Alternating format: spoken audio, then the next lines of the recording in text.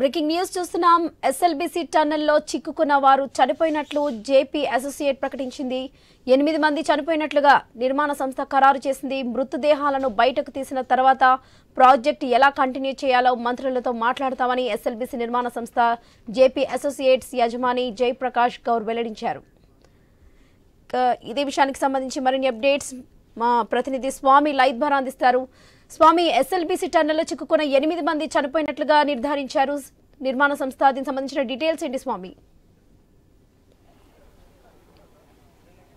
అంటే ఎస్ఎల్బీసీలో దాదాపుగా 6 రోజుల క్రితం ప్రమాదంలో లోపల చిక్కుపోయినటువంటి 5 మంది కార్మికులు, మరోవైపు 2 ఇంజనీర్లు, మొత్తం 8 మంది సిబ్బందికి సంబంధించి వారు కూడా ఇప్పుడు దాదాపుగా సజీవంగా లేరనే చెప్పి ఆ జయప్రకాష్ అసోసియేషన్ సంస్థ పరోక్షంగా ప్రకటించింది. దీన్ని ప్రభుత్వం ఇంకా అధికారికంగా ధృవీకరించాల్సి ఉంది. మరోవైపు ఇప్పటికే ఆ సంస్థకు సంబంధించిన టెక్నికల్ టీం అంతా కూడా లోపల తిరుగుతూ ఉన్నారు. ఒకవైపు నిన్న రాటువల్ రన్నర్స్ కూడా లోపల దాకా వెళ్లిన సందర్భంగా వాళ్ళు లోపల చూసిన విషయంలో మేము ఎక్కడ కూడా లైట్లు వేశాము, విజిల్స్ వేశాము, గట్టిగా అరిచాము, వాళ్ళ ఫోన్ కూడా చేసే ప్రయత్నం చేశాం తప్ప ఎక్కడ కూడా ఎలాంటి కదలికలు లేవు. దాదాపుగా 9.2 వ్యాసార్థంలో ఉన్నటువంటి మీటర్ల వ్యాసార్థం ఉన్నటువంటి టన్నెల్లో దాదాపుగా 6 నుంచి 7 మీటర్ల వరకు మొత్తం బురద నిండిపోయి ఉంది.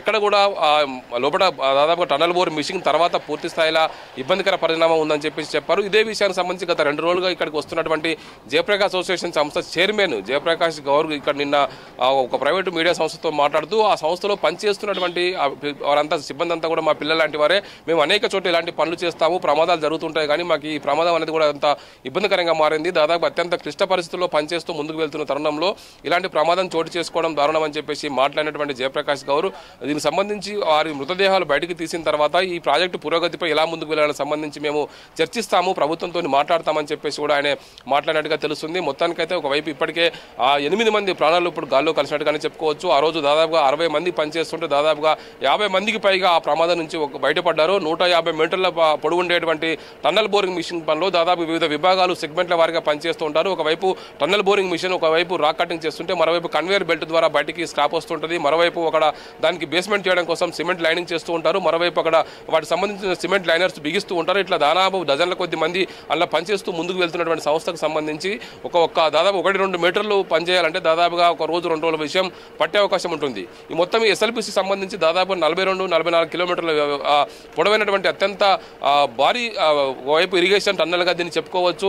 దాదాపుగా 3 దశాబ్దాలుగా ఇది కొనసాగుతూ ఉంది. దీనికి సంబంధించి ఇప్పుడు మళ్ళీ రీసెంట్గానే కాంగ్రెస్ పార్టీ వచ్చిన తర్వాత టన్నెల్ బోరింగ్ మిషన్ సంబంధించినటువంటి కొన్ని ఎక్విప్మెంట్స్ అమెరికా నుంచి తెప్పించారు. పట్టుబట్టి రాష్ట్ర మంత్రులు, ఒకవైపు ఇటు ఇరిగేషన్ శాఖ మంత్రి నల్గొండ జిల్లా నుంచి ప్రాతినిధ్యం వహిస్తున్నటువంటి ఉత్తమ్ కుమార్ రెడ్డి, మరోవైపు ఇటు ఆర్ఎండ్బి మినిస్టర్ కోమటిరెడ్డి వెంకటరెడ్డి ఇద్దరు కూడా పట్టుబట్టి దీనికి సంబంధించి ప్రాజెక్టును పురోగతి ముందుకు తీసుకెళ్లారు. ముఖ్యమంత్రిని ఒప్పించారు. జిల్లా నేతలంతా కూడా కూర్చొని ఈ పనిని పురోగతి ముందుకు తీసుకెళ్లి ఉమ్మడి నల్గొండ జిల్లాకు వాటర్ అందించాలనే ఉద్దేశంతో వాళ్ళంతా పనిచేశారు.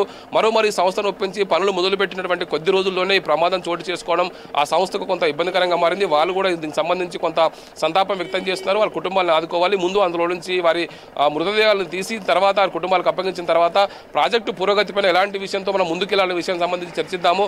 రాష్ట్ర ప్రభుత్వంతో మేము ఇదే విషయం మాట్లాడామని చెప్పేసి కూడా నిన్న జేపీ అసోసియేషన్ సంబంధించినటువంటి చైర్మన్ ఒకవైపు జయప్రకాష్ గౌర్ నిన్న మాట్లాడినట్టుగా తెలుస్తుంది. మరోవైపు దాదాపు టన్నెల్ బోరింగ్ మిషన్ సంబంధించి ఆ మెయిన్ మొత్తం దాన్ని కట్ చేయాలంటే దాదాపుగా ఒక ప్లాస్మా కటింగ్ యంత్రాలను ఉపయోగించి కట్ చేయాలి. దాదాపుగా 100 కోట్ల విలువ చేసేటువంటి టన్నెల్ బోరింగ్ మిషన్ సంబంధించినటువంటి దానికి సంబంధించి కట్ చేస్తే వస్తే నష్టం విషయంలో కూడా నిన్న రాష్ట్ర మంత్రులతో ఆయన మాట్లాడినట్టుగా తెలుస్తుంది. మొత్తానికైతే ఒకవైపు రాష్ట్ర ప్రభుత్వ అధికారులు ప్రకటించకంటే ముందే కూడా వాళ్ళు ఇప్పటికైనా రిస్క్ ఆపరేషన్ నిర్వహించినటువంటి సిబ్బంది అంతా కూడా పరోక్షంగా వారందరూ కూడా ప్రాణాలతో లేనట్టే, దాదాపు ఆశలు వదులుకున్నట్టే అని వాళ్ళంతా కూడా పరోక్షంగా మాట్లాడారు. కానీ ఆ సంస్థ చైర్మన్ ఏదైతే జేపీ అసోసియేషన్ సంస్థ చైర్మన్ మాట్లాడిన తర్వాత అందరికీ కొంత క్లారిటీ వచ్చింది. ఇదే విషయాన్ని రాష్ట్ర ప్రభుత్వం ఇంకా అధికారికంగా ధృవీకరించి ప్రకటించాల్సి ఉన్నది. రైట్ స్వామి, థ్యాంక్ యూ.